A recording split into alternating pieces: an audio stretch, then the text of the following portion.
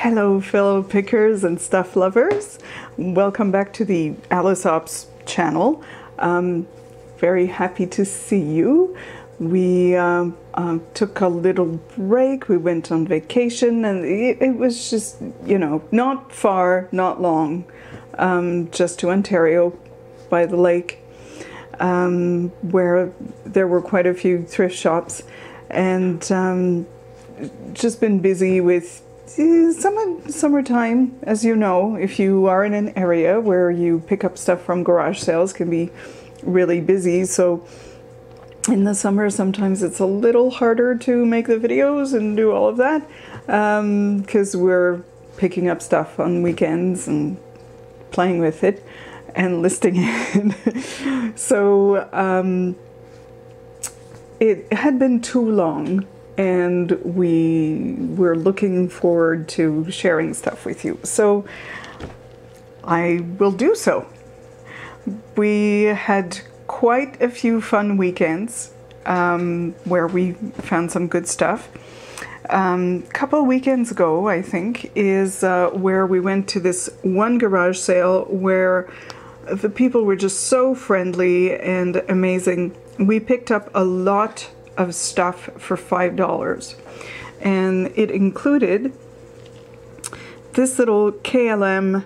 Originally it's a bottle that's filled with liquor. This one still has its wax seal on it. It's something surprisingly that will bring in some money. I think individually they can bring in something like $12. You can look up, depending on what number is at the back. I believe there's a list, or if you will, a catalog of them. You know, lots of them bring in more money. If it's sealed, it's going to bring in more money. So don't pass those by if ever you see them. I kind of never thought twice about them, and then one of our friends mentioned them. So that was in the lot for $5. I don't have everything here right now, but I also picked this up from the same place. Nice, fun Christmas stuff. This is an IKEA item, but Christmas things, if it's a particular theme, you know, like birds or mercury glass, if it's particularly well made, or even if it's something you can still get at the store. I'm thinking, you know, sometimes if it's something a little different, people are happy to find it in a place where it's sometimes convenient for them to shop. Maybe they don't have an IKEA where they live. And another Christmas fun thing that was in that $5 lot, just because, you know, I thought, again, something fun that you don't see everywhere, and that people might be looking for that kind of whimsical thing exactly. So, you know, it's not something we're going to make a lot of money from, but, you know, maybe $10. In the same lot, the lady who was doing the garage sale, her mom was there helping her, and her mom told us that these had been hers, her little kid's shoes. So she was born in about 1944, 42, something like that. And I had just thrown them into our lot because I thought, well, there are definitely collectors of vintage shoes, whether for dolls or just to collect and display. And I thought, if they're not much, I don't know how much that stuff goes for, because it's a market that really fluctuates. It's hard to kind of pin down. Some people will collect accessories, so I don't know shoes by themselves how much that does. Again, this is from the 1940s. It's not like Victorian children's shoes will have a particular appeal. and a workmanship and all of that you know, these don't have, but they have a certain charm. And because she threw them in for the $5, I thought, well, I will see. I intend to pick them up and someone can treasure them, as they should be treasured. Sony e-reader, which was hiding at the same sale behind some placemats or something. So it's good to turn stuff over on the tables, even if it has nothing to do with what you collect or you want, because sometimes someone has picked it up and put it down somewhere else where it doesn't belong, or for some reason it's there. So that was fun. I just saw that and I thought, well, we'll try it, we'll take a look. It was really funny because at first when we brought in everything that we were picking up, the woman running the sale said $5 for everything, including this. And I thought, well, that's wonderful. I wouldn't mind paying a few dollars for this, because this will probably bring in between 30 and 50. This e-reader. And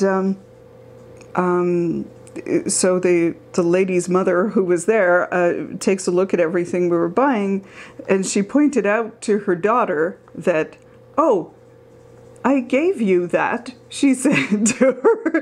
And her daughter was kind of like, well, yeah, but, you know, obviously I'm selling it because I'm not using it. And they were both very good-natured. Nobody cared. You know, it was all fine.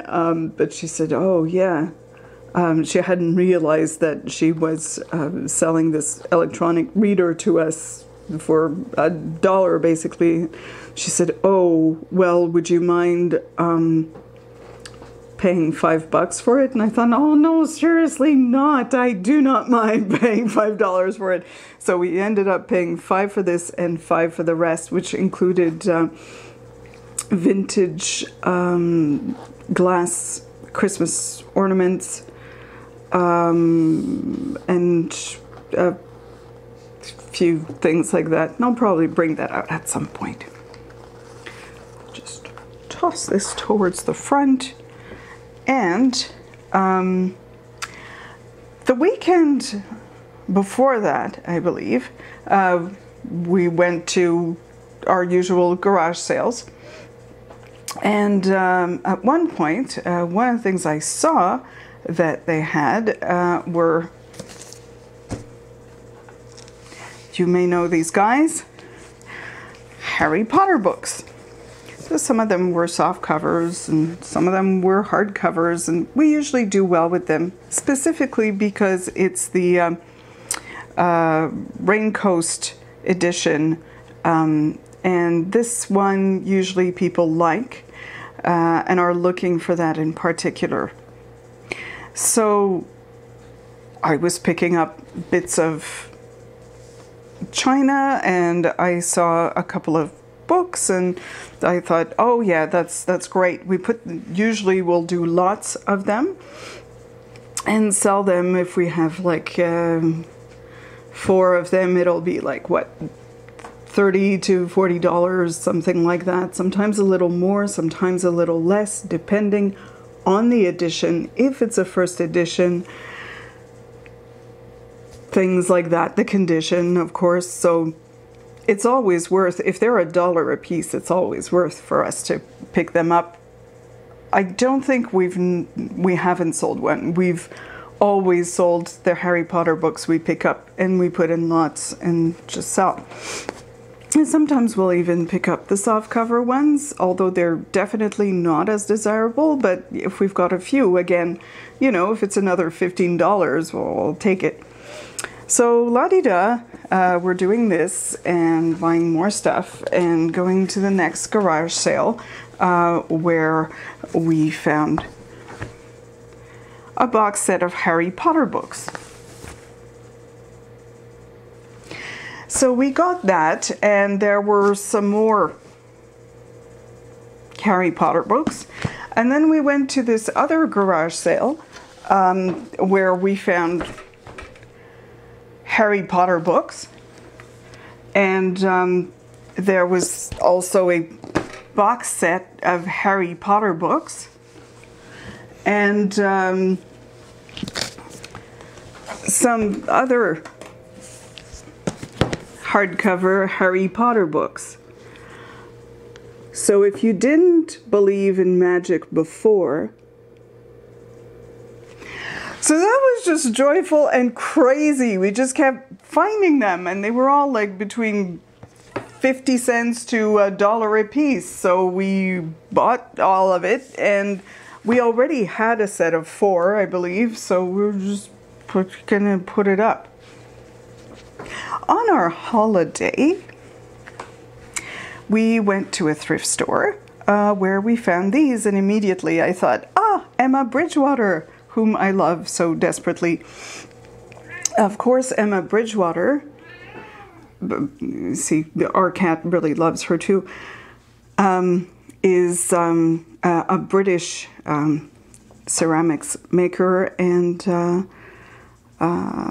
that's it. I've always loved her stuff. I'm not keeping this because I'm not absolutely fond of her little hearts on things. There are patterns I like better.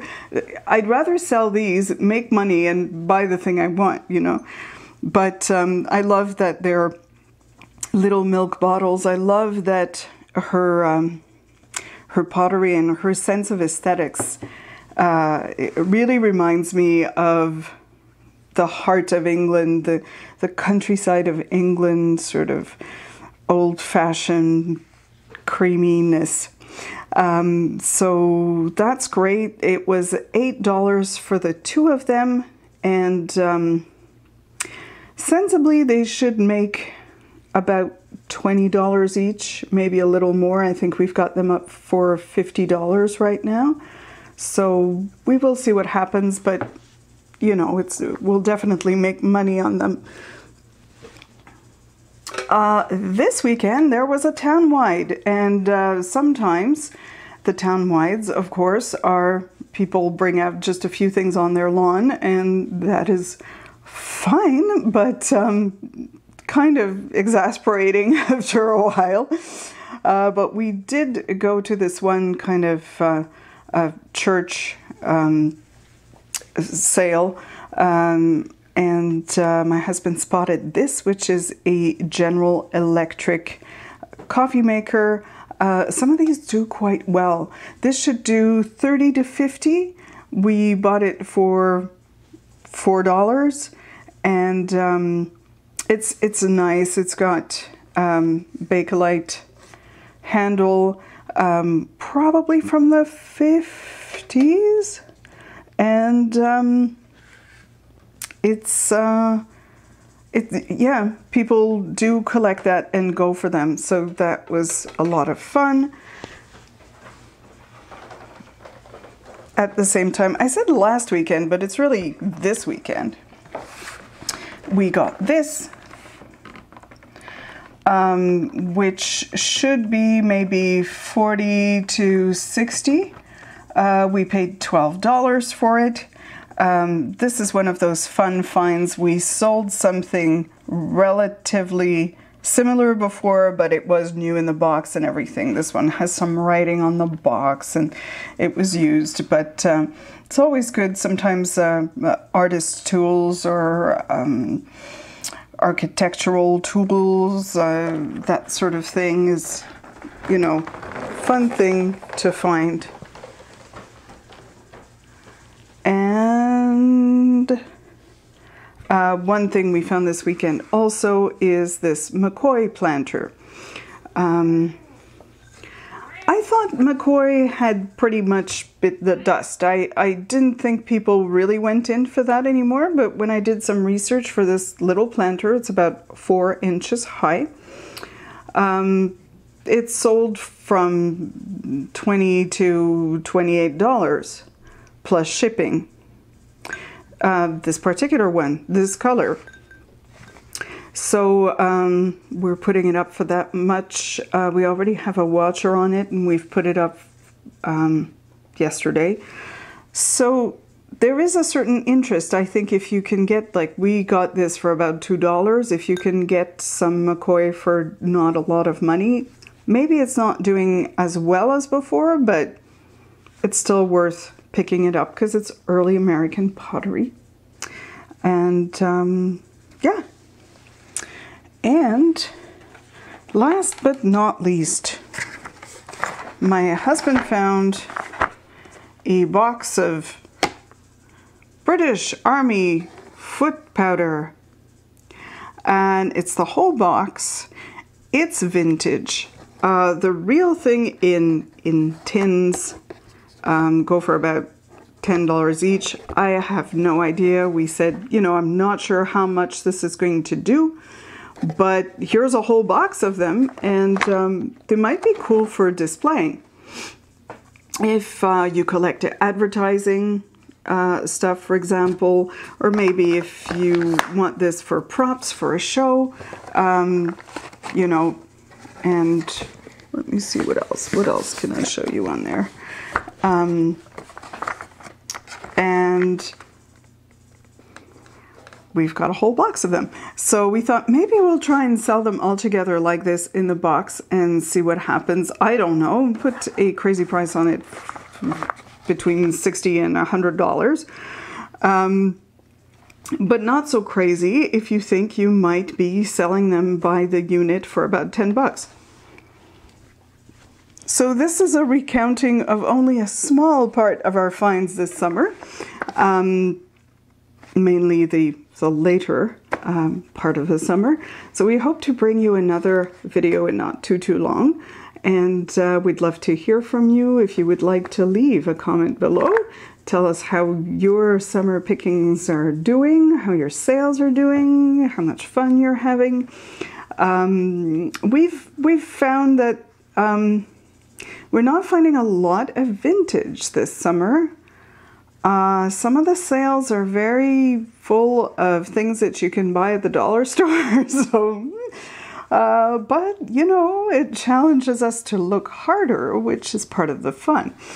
So hopefully things are going well for you in general, and that you're enjoying the summer. And we'll talk to you soon with more stuff to show you. Bye-bye.